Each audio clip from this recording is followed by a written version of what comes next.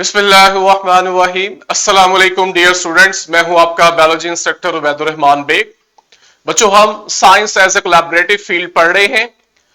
कल हम लोग क्लाइमेट चेंज और रिन्यूएबल एनर्जी पे बात कर चुके हैं। आज हम सबसे पहले रिन्यूएबल एनर्जी पे एनिमेशन देखेंगे और इसके बाद जो बाकी का लेक्चर रह गया है उसे कंप्लीट करेंगे। आइए एनिमेशन पे हम चलते हैं।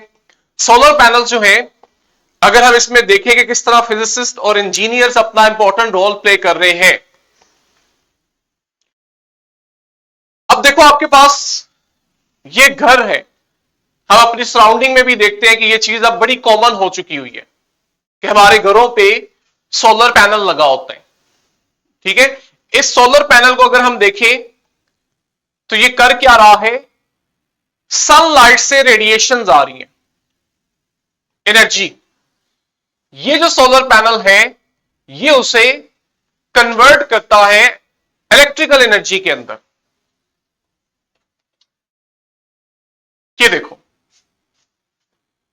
ये आपके पैनल का इंटरनल स्ट्रक्चर है। सोलर थर्मल कलेक्टर जो सनलाइट को एब्जॉर्ब करवा रहा है, कलेक्ट कर रहा है। पूरे सिस्टम को अगर हम देखें तो आपके पास इस तरह से सोलर पैनल्स जो है वो सनलाइट को कन्वर्ट करते हैं इलेक्ट्रिक करंट के अंदर, और पीछे आपके पास पूरा वायर्स का एक नेटवर्क होता है जो हमारे घर के अंदर इलेक्ट्रिसिटी को, इस करंट को डिस्ट्रीब्यूट कर रहा होता है। ठीक है, अब ये हाइब्रिड सिस्टम भी है। हम इस इलेक्ट्रिसिटी को जो हम जनरेट करवा रहे हैं अपने इस्तेमाल में भी लाते हैं, हम इन्हें बैटरीज के अंदर भी स्टोर करते हैं। ये देखो, ताकि हम इन्हें इस स्टोर एनर्जी को बाद में इस्तेमाल कर सकें। अब ये जो सोलर पैनल कंस्ट्रक्ट किया गया है, इस सोलर पैनल में ये फीचर होना चाहिए कि ये ज्यादा से ज्यादा सनलाइट को एब्जॉर्ब करे और फिर उसको कन्वर्ट करे। और आगे आपके पास जो बैटरी बनी है, ये बैटरी हमने इस तरह डिजाइन करनी है कि ये ज्यादा से ज्यादा एनर्जी को स्टोर कर सके। ठीक हो गया। इसमें सोलर पैनल कैसा होना चाहिए, बैटरीज कैसी होनी चाहिए, कौन सा मटेरियल यूज होना चाहिए, ये सारी इंफॉर्मेशन आपको फिजिसिस्ट देगा। कंस्ट्रक्ट कैसे करना है ये काम करेगा इंजीनियर। ठीक हो गया। वापस आते हैं स्लाइड्स की तरफ। फिजिक्स का टॉपिक है, माइट भी आप लोग डिटेल पढ़ो, कहीं ना कहीं रेलिवेंट। हमारा काम सिर्फ ये है कि हम देखें कि किस तरह से डिफरेंट साइंटिस्ट जो है वो इस सिस्टम को डेवलप करने में अपना रोल प्ले कर रहे हैं। ह्यूमन जीनोम प्रोजेक्ट, ये स्पेसिफिकली मैंने एक ऐसी एग्जांपल सेलेक्ट की है जो टिपिकल बायो से रिलेटेड है। किसी ने ये वर्ड सुना है इससे पहले, कभी सुना हो कि कोई ऐसा प्रोजेक्ट भी है जिसे हम ह्यूमन जीनोम प्रोजेक्ट कहते हैं? एनीवन? और मुझे साथ ही बता दो ये जीनोम क्या चीज है। जीन अभी हम समझ के आए हैं। अगर आपको याद होगा, हमने बायो की जब सब फील्ड्स पढ़ी थी उसमें एक फील्ड थी जेनेटिक। ठीक है, वहां पे हमने जीन्स पढ़े थे। ये जीनोम क्या चीज है, और पहले ह्यूमन जीनोम प्रोजेक्ट किसी को इल्म हो?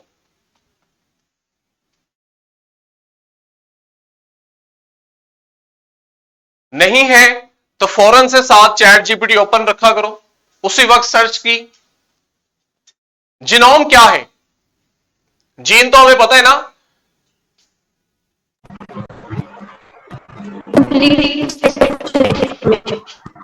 फातिमा दोबारा बोलो, कनेक्शन का इशू है, वॉइस क्लियर नहीं है। Complete set of genetic information is called. Very good. DNA का वो फंक्शनल पार्ट जो हमें प्रोडक्ट बना के दे रहा है, फॉर एग्जाम्पल डीएनए का वो हिस्सा जो हमें एक प्रोटीन बना के दे रहा है, उसे हमने जीन कहा था। मैंने आप लोगों को बताया था कि डीएनए न्यूक्लियोटाइड्स का बना हुआ है। ऑब्वियसली जीन भी न्यूक्लियोटाइड का ही बना हुआ है। डीएनए का यूनिट है ना जीन, तो डीएनए अगर न्यूक्लियोटाइड्स के तो जीन्स भी न्यूक्लियोटाइड के बने हुए हैं। हां, हम कहते हैं इस तरह से है कि डीएनए का वो छोटे से छोटा फ्रेगमेंट जो आपको प्रोटीन बना के दे रहा है, आरएनए बना के दे रहा है, वो जीन है। अब किसी भी लिविंग ऑर्गेनिज्म के अंदर मल्टीपल जीन्स होते हैं और हर जीन आपके पास डिफरेंट काम कर रहा है। ठीक है, ये जो कलेक्टिवली जितने भी जीन्स हैं, जिसको फातिमा ने कहा कि आपके पास जेनेटिक मटेरियल है, जेनेटिक मेकअप है, आसान अल्फाज में कि एक इंसान में या एक लिविंग ऑर्गेनिज्म में जितने भी टोटल जीन्स हैं, जो उसका कंप्लीट जेनेटिक मटेरियल है, इसे हम कलेक्टिवली जीनोम कहते हैं। तो ह्यूमन जीनोम प्रोजेक्ट क्या होगा? अब जरा मुझे नाम बताओ। जीनोम का लफ्ज समझ आ गया है, तो नाम से क्या पता लग रहा है इसमें क्या करने की कोशिश की गई होगी? सर उसको आइडेंटिफाई करने की, उसका स्ट्रक्चर और कैसा है, कैसे मिलके बना है, क्या? आइडेंटिफाई करने की होगी जीनोम। जीनोम, आसान अल्फाज में जीन्स। देखो, पिछली सदी में साइंस एकदम एडवांस हुई है, ठीक है, और स्पेशली जो सेकेंड हाफ है ना 1950 से ऑनवर्ड, उसमें हम देखते हैं स्पेशली बायो के अंदर बहुत ज्यादा साइंटिफिक एडवांसमेंट हुई है। 1990 तक ना हमें यह नहीं पता था कि ह्यूमंस में टोटल जीन्स कितने हैं, एक बात। दूसरी बात, हमारे इल्म में यह नहीं था ये जीन्स किन क्रोमोसोम्स पे मौजूद है, यानी अगर 46 क्रोमोसोम्स है तो किस क्रोमोसोम के पास कौन सा जीन है। और तीसरी बात हमें यह नहीं पता थी कि ये जीन किस क्रोमोसोम पर किस लोकेशन पे है। लेट्स से अगर आपको यह पता लग जाए कि ये जीन क्रोमोसोम 1 पे है, तो अगला क्वेश्चन ये आता है कि क्रोमोसोम 1 के पास तो बहुत सारे जीन्स हैं, आपको कैसे पता लगेगा कि ये जीन उस क्रोमोसोम पे किस जगह पड़ा हुआ है? हमारे पास 1990 तक इस तरह की कोई इंफॉर्मेशन नहीं थी। ठीक है, 1990 में स्पेशली अमेरिकन गवर्नमेंट जो है, इसने एक प्रोजेक्ट स्टार्ट किया जिसका ड्यूरेशन इसने रखा 15 ईयर। और इस प्रोजेक्ट में करना यह था कि ह्यूमन के तमाम जेनेटिक मटेरियल को स्टडी करना था और उसमें देखना था, आइडेंटिफाई करना था कि ह्यूमंस में टोटल नंबर ऑफ जीन्स कितने होते हैं, एक चीज। फिर दूसरा हमने देखना था कि ये जीन्स किन क्रोमोसोम पर किस लोकेशन पे पड़े हुए हैं। इसके लिए टर्म यूज करते हैं जेनेटिक मैप, यानी जीन्स क्रोमोसोम पर कहां पड़े हैं, इनकी अरेंजमेंट क्या है। यह वो काम था जो 1990 में स्टार्ट हुआ और इस प्रोजेक्ट को नाम दिया गया ह्यूमन जीनोम प्रोजेक्ट। यह बहुत बड़ी अचीवमेंट थी, अगर यह अचीव होती उस वक्त, यह बहुत बड़ा इनिशिएटिव था। और यह काम जो था साइंस की मदद से हमने अपने टारगेट से 2 साल पहले ही कंप्लीट कर दिया। और हमें मालूम हुआ इस प्रोजेक्ट से कि हमारा जो जेनेटिक मटेरियल है उसमें टोटल हमारे पास 20,000 से लेकर 25,000 तक जीन्स है। ठीक है, कुछ जगहों पे आपको 20 से 30 की रेंज भी मिलती है। ठीक है, तो तकरीबन आपके पास ऑन एवरेज अगर हम कहें तो 25,000 जीन्स है हमारी बॉडी में, जो अपना काम कर रहे हैं। तो हम सरवाइव कर रहे हैं, हम डेवलप कर रहे हैं, हम रिप्रोड्यूस कर रहे हैं।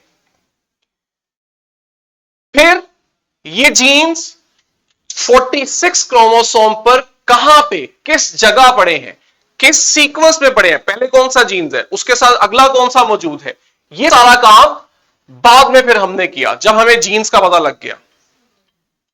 दूसरी बड़ी इंपॉर्टेंट इंफॉर्मेशन जो हमें इसने प्रोवाइड की वो ये कि हमारा जो टोटल जीनोम है ये 3 बिलियन बेस पेयर्स पर मुश्तमिल है। यह मैं कुछ एक्स्ट्रा इंफॉर्मेशन दे रहा हूं आपके इंटरेस्ट के लिए। ह्यूमन का जो जीनोम है इसमें 3 अरब बेस पेयर हैं। बेस पेयर का मतलब होता है दो न्यूक्लियोटाइड। एक बेस पेयर में दो न्यूक्लियोटाइड होते हैं। मैं आपको बता चुका हूं कि ये न्यूक्लियोटाइड्स हैं जो मिलकर डीएनए बना रहे हैं, जीनोम बना रहे हैं। तो कहता है आपके पास 3 अरब बेस पेयर्स हैं, यानी 6 अरब न्यूक्लियोटाइड्स हैं। ये बहुत बड़ी तादाद है। और हर न्यूक्लियोटाइड एक खास सीक्वेंस में अरेंज होता है तो आपका जीनोम बनता है और वो अपने फंक्शंस परफॉर्म करता है। अगर किसी भी जीन में एक न्यूक्लियोटाइड अपनी जगह पे सही ना लगा हो, कितने हैं मुझे जरा बताओ, कितने न्यूक्लियोटाइड है क्विकली?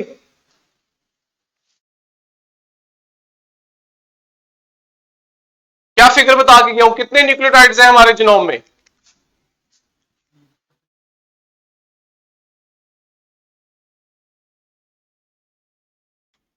हाँ जी दोहा।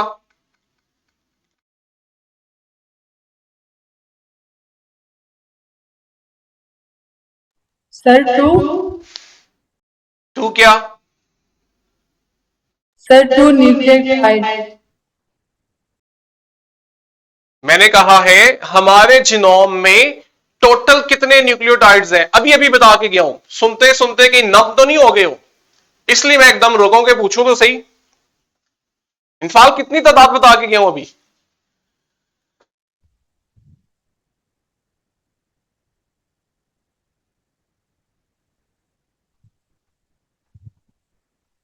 बोलो। जोहा क्या तादाद बताई है मैंने?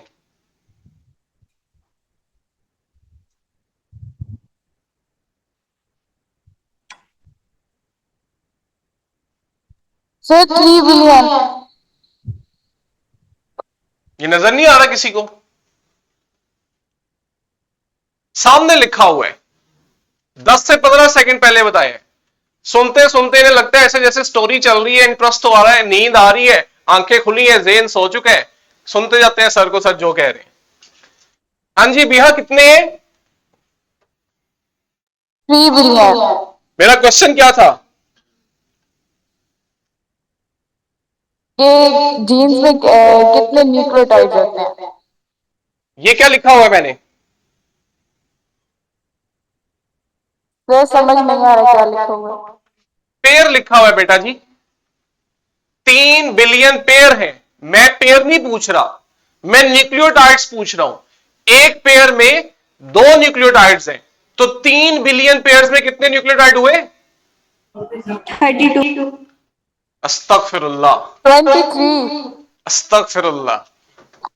बस, बच्चे साइंटिस्ट होते हैं, ये अपनी अपनी छोड़ते हैं बिना सबूत के।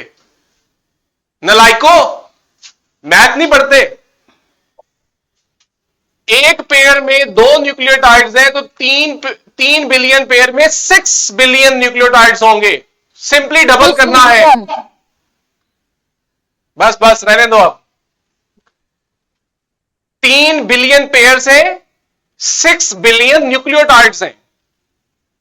आसान अल्फाज में आपके पास जो आपका जेनेटिक मटेरियल है ये 6 अरब न्यूक्लियोटाइड से मिलकर बना है। क्या कहा मैंने?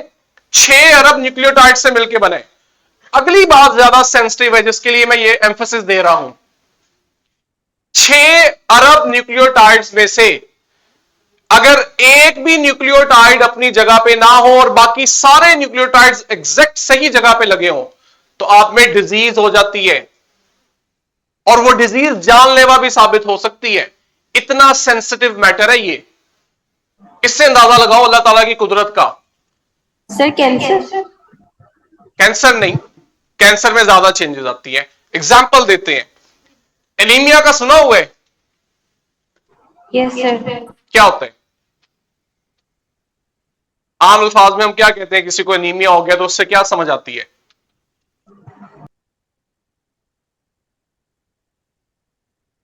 हाँ जी फातिमा बीहा।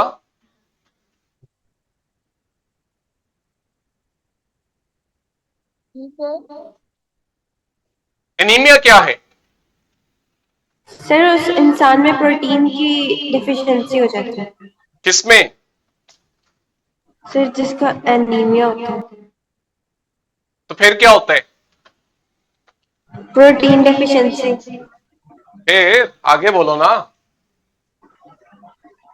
आगे नहीं पता? नो। हाँ जी, बीहा ने सर्च कर लिया अभी तक? यस सर, कर लिया। क्या है बताओ? सर एनीमिया एक ऐसी कंडीशन है जिसमें हमारे पास जो healthy blood cell, red blood cell होते हैं ना, वो ज्यादा नहीं रह जाते ऑक्सीजन कैरी करने के लिए, और आसान जो अल्फाज में रेस्पिरेटरी इश्यूज होते हैं। कम हो जाते हैं। यस सर, इतने एनफ बॉडी में रेड ब्लड सेल्स नहीं रहते। जोहा मुझे बताएगी, रेड ब्लड सेल्स का क्या काम होता है हमारे ब्लड में?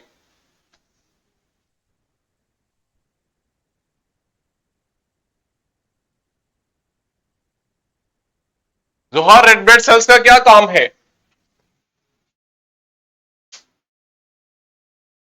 अनफाल, फातिमा? सर अनीमिया बेसिकली ये होता है कि जो हमारे बॉडी के अंदर होमोग्लोबिन होता है उसकी डेफिशिएंसी होती है, जिसकी वजह से वो एक जगह से दूसरी जगह ऑक्सीजन को कैरी नहीं कर सकते। चलो ठीक है। रेड ब्लड सेल्स का काम क्या है कि इसने ऑक्सीजन को कैरी करना है और बॉडी में ट्रांसफर करना है। लेकिन रेड ब्लड सेल ये काम तब तक नहीं करता जब तक उसके पास एक प्रोटीन ना हो, जिसे हम हीमोग्लोबिन कहते हैं।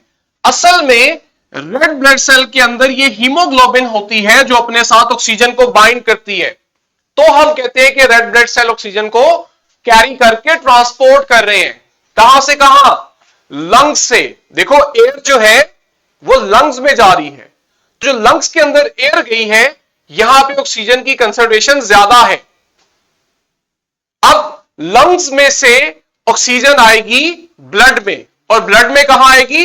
रेड ब्लड सेल्स में, और रेड ब्लड सेल्स में कहां आएगी? हीमोग्लोबिन प्रोटीन में। अब अगर वो जीन जो हीमोग्लोबिन प्रोटीन बना रही है, अगर इसमें एक न्यूक्लियोटाइड गलत हो जाए, बाकी सारे ठीक हो, सिर्फ एक न्यूक्लियोटाइड गलत लगाओ ना, तो ये जीन ठीक से काम नहीं करती। जब ये जीन ठीक से काम नहीं करती तो आपके पास जो हीमोग्लोबिन बनती है वो एबनॉर्मल होती है। जब हीमोग्लोबिन एबनॉर्मल होती है तो वो ऑक्सीजन को ठीक से कैरी नहीं कर पाती। जब वो ऑक्सीजन को ठीक से कैरी नहीं कर पाती तो हमारी बॉडी को ऑक्सीजन जितनी मिलनी चाहिए उतनी नहीं मिलती, जिसकी वजह से हमें ऑक्सीजन की कमी हो जाती है और वो चीज हमारी ग्रोथ को इफेक्ट करती है। और अगर ये कंडीशन ट्रीट ना की जाए, इसका इलाज ना किया जाए, तो ये बढ़ते बढ़ते जानलेवा साबित हो जाती है। गड़बड़ कहां हुई? एक न्यूक्लियोटाइड के अंदर। इतनी अहमियत है। ये जो 3 बिलियन पेयर या 6 अरब न्यूक्लियोटाइड्स हैं हमारी बॉडी में, खुद अंदाजा लगाओ कि ये कितना सेंसिटिव काम है और इसमें कितनी इंफॉर्मेशन है। अभी मैंने 6 अरब में से सिर्फ एक न्यूक्लियोटाइड को सही जगह से हटाया है तो मेरे पास एक डिजीज आ गई है। और अगर मैं एक एक करके सभी न्यूक्लियोटाइड्स को छेड़ना शुरू करूं तो इमेजिन करो ये इंफॉर्मेशन कितनी ज्यादा होगी। तो क्या इंसानी दिमाग इस इंफॉर्मेशन को स्टोर कर सकते हैं? इसको अरेंज कर सकते हैं? नहीं, बहुत टाइम लगेगा और उसमें गलती के चांस बहुत ज्यादा होंगे। समझ जरूर सकते हैं इंसानी दिमाग, इसलिए हमें बायोलॉजिस्ट की जरूरत पड़ती है जो डीएनए के स्ट्रक्चर को अंडरस्टैंड करे। लेकिन उसमें इतनी ज्यादा इंफॉर्मेशन है कि हम उसे ठीक से स्टोर नहीं कर सकते, ऑर्गेनाइज नहीं कर सकते। इतनी बड़ी इंफॉर्मेशन को स्टोर करने के लिए फिर हमें कंप्यूटर साइंटिस्ट की मदद पड़ती है, जो हमें कंप्यूटर में एक डिजिटल लाइब्रेरी बना के देता है जिसे हम डेटाबेस कहते हैं। उस डेटाबेस में हम ये डाटा स्टोर करते हैं। डाटा मतलब वो इंफॉर्मेशन जो हमें मिली है। ठीक है, इस सारी इंफॉर्मेशन को फिर कंप्यूटर साइंटिस्ट हमें ऐसे सॉफ्टवेयर बना के देता है कि हम इसे कंप्यूटर में सही तरीके से बिना एरर के, गलती के स्टोर कर सकें। ठीक है, फिर हम आते हैं केमिस्ट की तरफ। स्पेशली बायोकेमिस्ट जो हैं, ये हमें मदद देते हैं डीएनए को मॉलिक्यूलर लेवल पर समझने में। कि जो इसके न्यूक्लियोटाइड्स हैं उनका स्ट्रक्चर क्या है, किस तरह से दो न्यूक्लियोटाइड्स आपस में बॉन्डिंग बनाते हैं और किस तरह बहुत से न्यूक्लियोटाइड जो है वो मिलकर डीएनए का स्ट्रक्चर बनाते हैं, और अगर हम इनका सीक्वेंस चेंज करें तो उससे डीएनए के स्ट्रक्चर में क्या फर्क आता है कि अल्टीमेटली हमें डिजीज हो जाती है।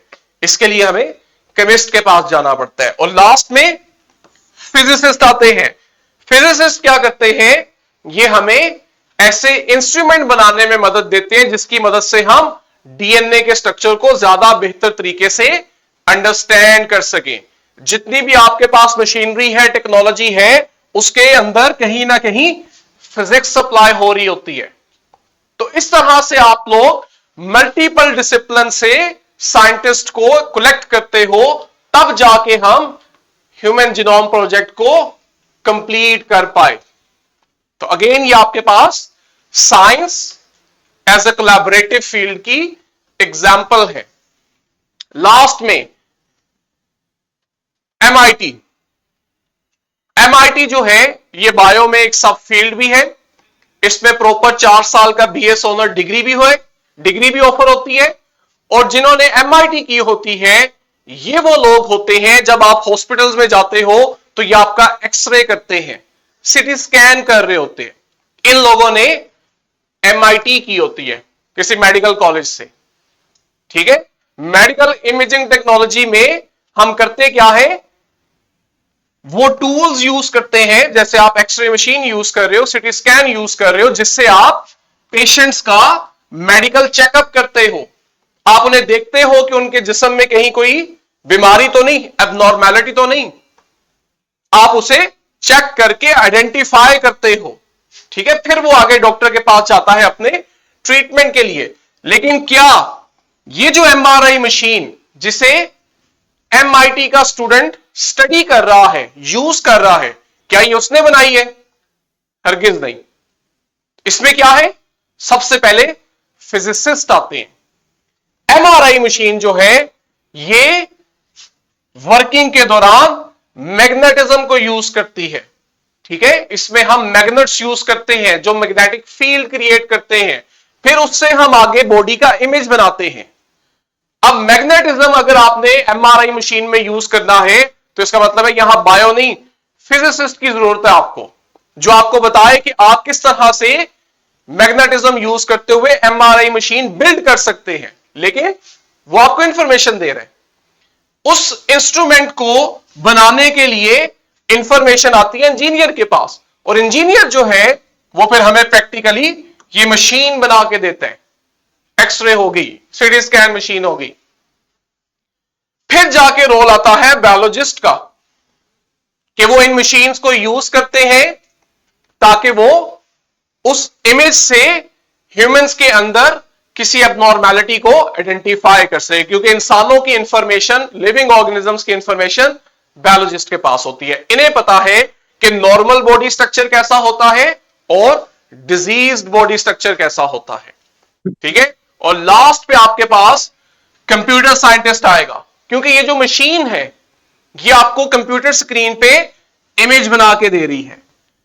कंप्यूटर स्क्रीन पे जो इमेज आ रहा है उसको डिजिटली कैसे प्रोसेस करना है, उससे कैसे इंफॉर्मेशन कलेक्ट करनी है, स्टोर करनी है, ये काम आपको कंप्यूटर साइंटिस्ट करके देगा। तब जाके आप देखते हो कि एक एमआईटी ग्रेजुएट जो है वो एक्सरे या सीटी स्कैन परफॉर्म कर पाता है। लेकिन पीछे का जो मैकेनिज्म है, प्रिंसिपल है, वो इन डिफरेंट फील्ड्स के साइंटिस्ट जो है वो कोलैबोरेट करके इंस्ट्रूमेंट बना रहे होते हैं। ठीक है, ये 5 मिनट पहले ये जो बीहा और फातिमा का नो आया हुआ है, आई डोंट नो क्या है। अब जरा अपने एसएलओ को देखो, क्या हमने एसएलओ की डिमांड पूरी की है?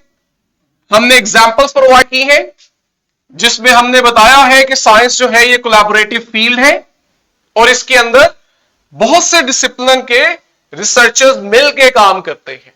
जो हमारे एसएलओ की रिक्वायरमेंट थी वो हमने बड़े अच्छे से कंप्लीट की। अब इसके साथ क्वेश्चन बैंक वर्कशीट, और मैंने कहा हुआ है इससे पिछले 2 नॉलेजेस जो है उनकी भी क्वेश्चन बैंक और वर्कशीट, ये इंशाल्लाह हम मंडे को डिटेल डिस्कस करेंगे। अगर जोहा ने, बीहा ने, इनफाल ने इस वाले एसएलओ की वर्कशीट और क्वेश्चन बैंक किए हैं, तो लास्ट 2 वाले के भी करके आए मंडे को। हाँ जी फातिमा।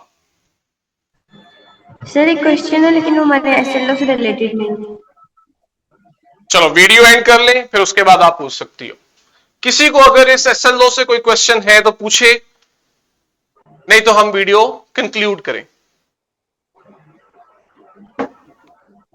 नहीं है, चलो बच्चों इंशाल्लाह मंडे को हम नेक्स्ट एसएलओ स्टार्ट करेंगे, बल्कि पहले वर्कशीट्स करेंगे। तब तक के लिए अल्लाह हाफिज।